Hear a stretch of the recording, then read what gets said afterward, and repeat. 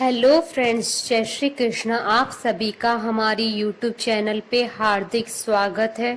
आज हम आपको अधिक मास की कृष्ण पक्ष की परमा एकादशी की कथा, पूजा विधि, शुभ मुहूर्त, महत्व के बारे में बताएंगे। हिंदू धर्म में एकादशी तिथि का विशेष महत्व होता है। एक वर्ष में 24 एकादशी होती है, लेकिन अधिक मास होने की स्थिति में एकादशी की संख्या बढ़कर 26 हो जाती है। अधिक मास या मल मास को जोड़कर वर्ष में 26 एकादशी होती है। अधिक मास में 2 एकादशी होती है, जो पद्मिनी एकादशी शुक्ल पक्ष की और परमा एकादशी कृष्ण पक्ष के नाम से जानी जाती है। एकादशी का व्रत करने वाले भक्त एकादशी व्रत के नियमों का कड़ाई से पालन करते हैं। जो भक्त एकादशी के दिन किसी कारणवश व्रत नहीं रखते हैं, उन्हें एकादशी के दिन चावल ग्रहण नहीं करने चाहिए। एकादशी के दिन विष्णु सहस्त्र नाम का पाठ करने से विष्णु जी की विशेष कृपा प्राप्त होती है। हिंदू पंचांग के अनुसार इस वर्ष परमा एकादशी 13 अक्टूबर मंगलवार को है। परमा एकादशी व्रत हमेशा अधिक मास की कृष्ण पक्ष की एकादशी को रखा जाता है। इस दिन विष्णु भगवान की विधि विधान से पूजा की जाती है। परमा एकादशी के दिन व्रत और पूजा से भगवान विष्णु प्रसन्न होते हैं और उनकी कृपा प्राप्त होती है। इस दिन भगवान विष्णु की पूजा करने से दुर्लभ सिद्धियों की प्राप्ति होती है। यह एकादशी परम दुर्लभ सिद्धियों की दाता होने के कारण ही परमा के नाम से प्रसिद्ध है। यह धन की दाता, सुख ऐश्वर्य की जननी, परम पावन है एवं दुख दरिद्रता का दमन करने वाली है। इस एकादशी में स्वर्ण दान, विद्या दान, अन्न दान, भूमि दान और गोदान करना चाहिए। परमा एकादशी पर जो भी व्यक्ति भगवान विष्णु की पूजा करता है और व्रत रखता है, उसके जीवन के सभी कष्ट समाप्त हो जाते हैं और उसे जीवन के सभी सुखों की प्राप्ति होती है। शुभ मुहूर्त। अधिक मास की कृष्ण पक्ष की एकादशी तिथि का प्रारंभ 12 अक्टूबर दिन सोमवार को शाम 4:38 पर हो रहा है, जो 13 अक्टूबर को दोपहर 2:38 तक है। एकादशी में उदया तिथि मान्य होती है। ऐसे में आप 13 अक्टूबर को परमा एकादशी का व्रत रखें। धार्मिक मान्यताओं के अनुसार एकादशी व्रत का पारण अगले दिन सूर्योदय के बाद और द्वादशी तिथि के समापन से पूर्व कर लेना चाहिए। द्वादशी तिथि का समापन 14 अक्टूबर को दिन में 11:51 पर हो रहा है। परमा एकादशी के व्रत का पारण का समय 14 अक्टूबर को सुबह 6:21 से सुबह 8:40 तक है।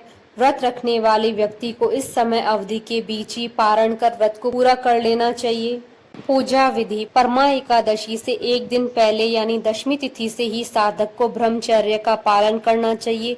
इस दिन प्रातः काल सुबह उठकर स्नान आदि करके साफ वस्त्र धारण करने चाहिए। इसके बाद एक चौकी पर भगवान विष्णु की प्रतिमा या तस्वीर स्थापित करनी चाहिए।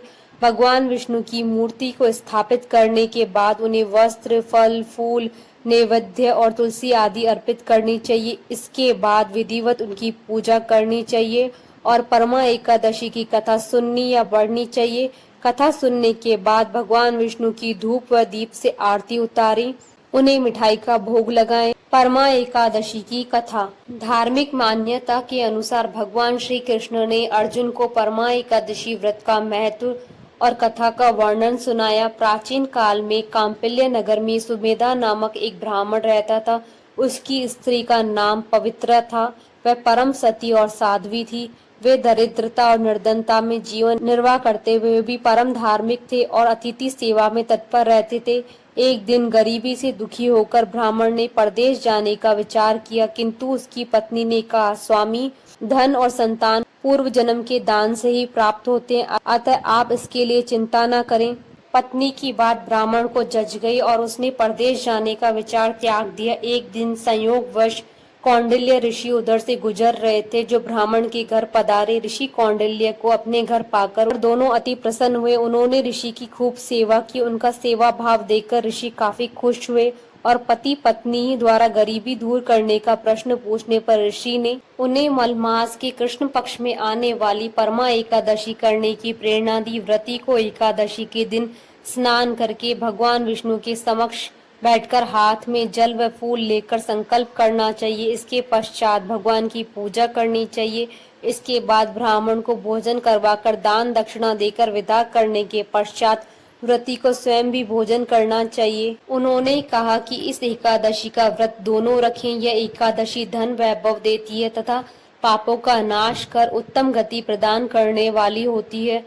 धनाधिपति कुबेर ने भी इस एकादशी का व्रत का पालन किया था, जिससे प्रसन्न होकर भगवान भोलेनाथ ने उन्हें धनाध्यक्ष का पद प्रदान किया था। ऋषि की बात सुनकर दोनों आनंदित हो उठे और समय आने पर सुमेधा और उनकी पत्नी ने विधि पूर्वक इस एकादशी का व्रत रखा, जिससे उनकी गरीबी दूर हो गई और पृथ्वी पर काफी वर्षों तक सुख भोगने के पश्चात वे पति पत्नी श्री विष्णु के उत्तम लोक को प्रस्थान कर गए। अतः हे नारद, जो कोई मनुष्य विधि पूर्वक इस व्रत को करेगा, भगवान विष्णु निश्चित ही उनका कल्याण करते हैं। बोलिए भगवान विष्णु की जय, सनातन धर्म की जय। आशा करती हूँ कि आपको परमा एकादशी की कथा, पूजा विधि, महत्व और शुभ मुहूर्त का ये वीडियो पसंद आया होगा। तो आप इस वीडियो को अधिक से अधिक लाइक और शेयर कीजिएगा, ताकि सभी भक्तों को इस वीडियो का लाभ प्राप्त हो सके। आप हमारे चैनल को सब्सक्राइब जरूर कीजिएगा अगर अब तक नहीं किया है तो, ताकि आप और हम कनेक्टेड रहें। जय श्री कृष्णा।